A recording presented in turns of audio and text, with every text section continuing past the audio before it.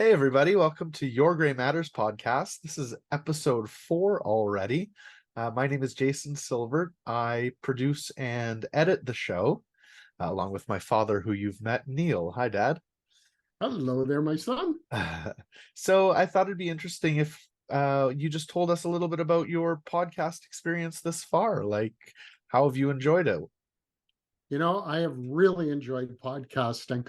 As you know, I used to be on stage prior to COVID talking about different kinds of businesses, doing some motivational, but I have dreamt of being a podcaster for a long time. And since we've started, this has been a lot of fun. The feedback's been terrific. We have so many more podcasts planned. Yeah, it's just been a blast, Jason. That's great. What's some of the favorite feedback you've received? You know what? People are really excited about the info that we've been giving to them. The very first episode, we talked about mortgages, types of mortgages that people aren't aware of, ways to use their equity for specialty kind of borrowing. That was really good. We've had a couple of people take advantage of it. I have actually a number of people from episode 2 are looking at our fixed rate passive income way of investing. I caught them when I said, I don't fix toilets and I don't look at the stock market. I just sleep at night. That's not a negative comment on anything. It's just a different way of doing it. It's been great. And then, as I expected, the first part of the rent to own last week. Yeah. Right now, we have a lot of people who feel that they just can't buy that house, and it's a problem. Yeah. And this is a real live answer that's not new. It's not just suddenly thought up. This is something that's been working for years, but it's been catching fire. And last week we talked about the tenant buyer. You're just not a tenant. You've made arrangements to buy this house, Yeah. live in it while you save up your down payment. Very intriguing. It was fascinating. So how does this episode that everybody's about to hear or watch complement that then? Well, if you have a tenant buyer, you must have someone who's laying out the money for you to buy a residence for you. And it's for the tenant buyer, it's the house that you choose. And now this person is going to work with you not as your landlord. It is a joint venture partnership. You're partners with an investor who's going to lay out the money, Yeah. help you buy that house, and make a good return. And that's what we will talk about today. Awesome. Well, everybody stay tuned. That's next up. Thanks for checking out Your Gray Matters podcast. Thanks, everybody.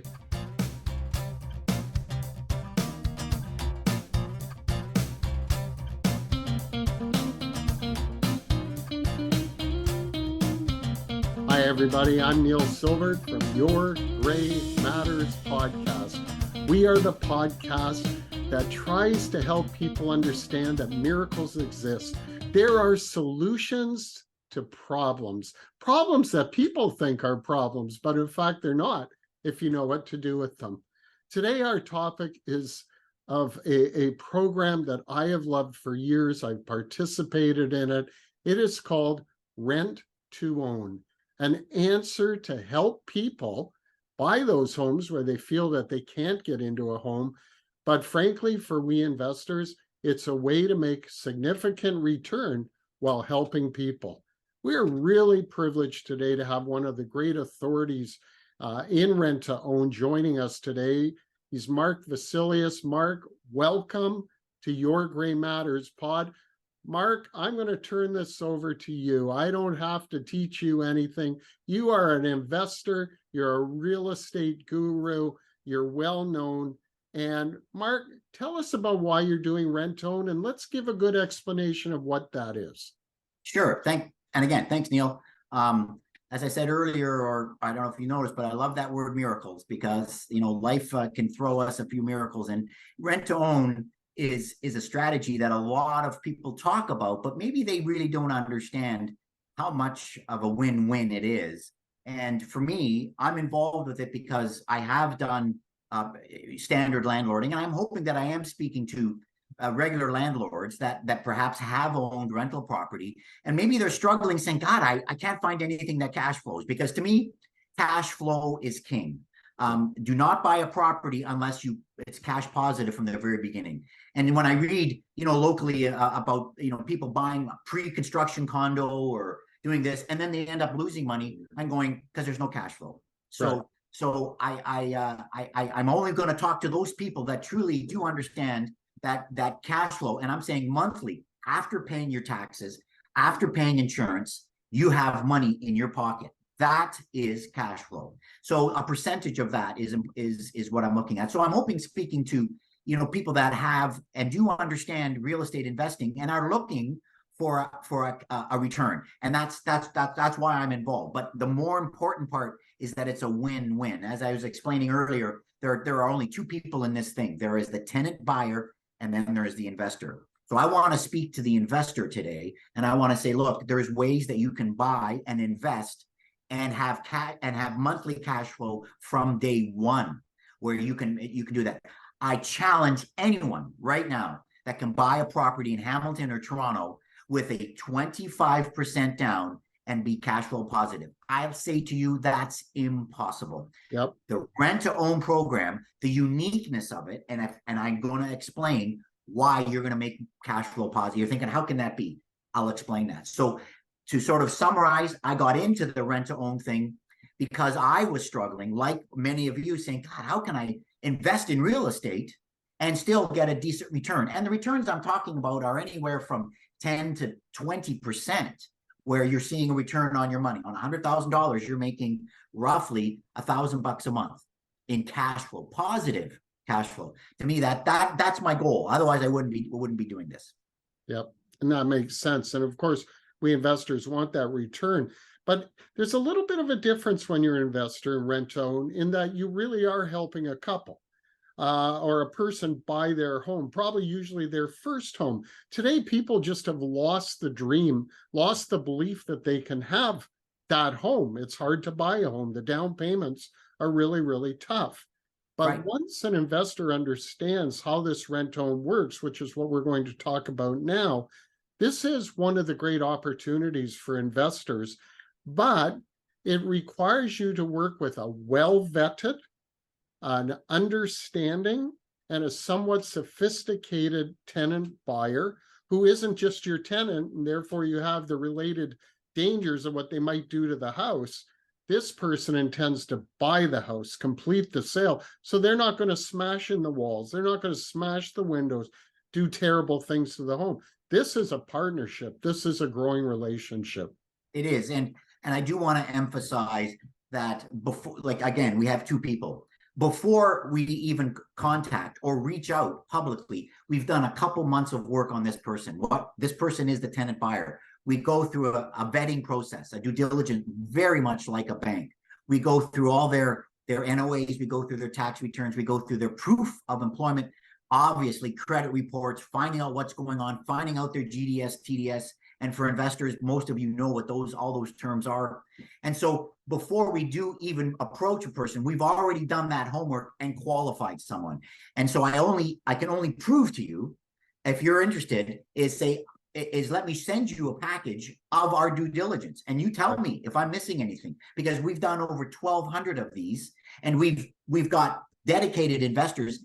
We have a probably success rate of 95. Every single investor that we get stays with us because we have honored and shown them that you can make positive cash flow from day one. But yes, the first step is we vet this client. So before you even hear about it, that client has been checked out. And more importantly, on top of that vetting, the property they choose, we've also done the vetting on that. We've done the appraisals and the inspection reports on the property they're looking at. So when the investor comes in, we do a data dump onto the investor that gives them all the information they need to say, I like this property. You can go out and see it. You can see all the information behind the tenant, and you can say, I want this property or not. So at HOS Financial, we offer you the opportunity to turn a deal down if you don't like what you see.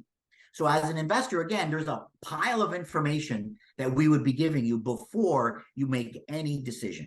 And that's more important. And it's great. And of course, for the investor, they own the asset until the transaction completes. So it's not like they're just laying out money and they don't have an asset. They have an asset. But I guess in reality, but to explain it, if the tenant buyer has 5% down, now the investor really is going to the bank for 15%. I mean, it may have to take 20, but he's got that 5% that the tenant buyer is providing. So the tenant buyer from day one has skin in the game. And with prices of homes nowadays, that's not insignificant. Absolutely. And you're bringing up a point, which is we're talking to possibly a lot of landlords that are saying, how can I invest in a property? And I'm trying to say rent to own is very different than your standard. These people want to buy this home. They don't just want to rent and then get the heck out. They want to buy it. They've selected the home they want. And so they are very special. And you use that magic word, skin in the game. They have a minimum of 5% in. So if we use an example of $500,000, they're probably going to have $25,000. Now, as a down payment, as you know, in a regular rent, we have first and last.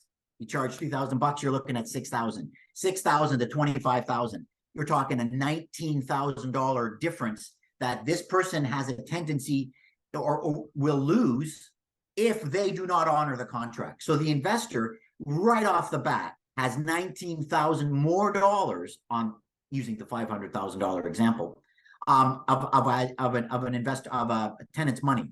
So that's one of the biggest points that I want to say. What makes it so different? We have very concerned tenants that are going to be renting your property. So yes, we now have to vet you. We vet this guy. Vetting this guy requires us to do two things. Here's the amount. As you said, it's about 20 to 22%. Roughly on a $500,000 home, we've seen 115 to 120,000 of equity that you're going to have to put in. You then own the home, and the obviously there's a first mortgage, but you're owning the home and you're collecting all the rents for that. So yes, that's the first thing, is you have to have the down payment, and of course you have to be mortgageable. That's one of the biggest things, is you have to be able to get a mortgage for this person. Now the great part, Neil, is that has always been the standard rent to own. Yeah.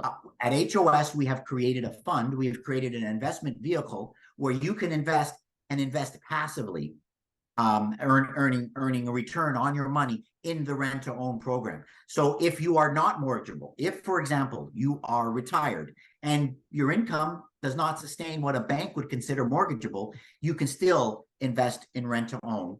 And we have opportunities for that as well. So the idea of qualifying for mortgage is no longer an issue, and the minimums we're down to $10,000 to invest in our fund like that. I wasn't even aware that exists. That's one of the best pieces of news I've had in a long time, because now it's not just the scope of the person who wants to be the landlord investor. For all the reasons you said, if they can't, they could still get involved. So the circle just got much bigger. And once again, we're doing it for all the right reasons, because ultimately, if you invest in this somewhere, you're helping someone buy that home. Absolutely. And you're getting paid for it. That's right. A lot of people talk about, again, I'll use our age, that, we've been blessed. We've been very fortunate to have what we have. So the idea of helping younger people get into a home, which for me changed my life, and I believe it will change other people's lives, that as an investor, even if you're investing passively, the product you're investing in is helping people buy a home, and you're still secured by the hard asset of that home. So that to me is win-win. We've talked about you can't lose. You can't lose, and if you're the direct investor, like you said, the paperwork says that if the tenant buyer doesn't fulfill the contract, you still own the subject property. You have control of it, and you can have a decision to make whether you want to work with that tenant buyer or just say this isn't going to work. That's right. In either case, the hard asset, whether you're investing in the fund or you're a direct investor, we will own that property. If for whatever reason the tenant, and let's face it, things happen. We have a 97% success ratio. The 3% that we're dealing with, I hate to say it, majority of that is a divorce. You have young people that are wanting to, so because let's not just candy coat everything. Yes, problems happen. What happens when there's a problem? And from the investor side, that's a very important question. What happens if he doesn't pay rent? What happens? What happens?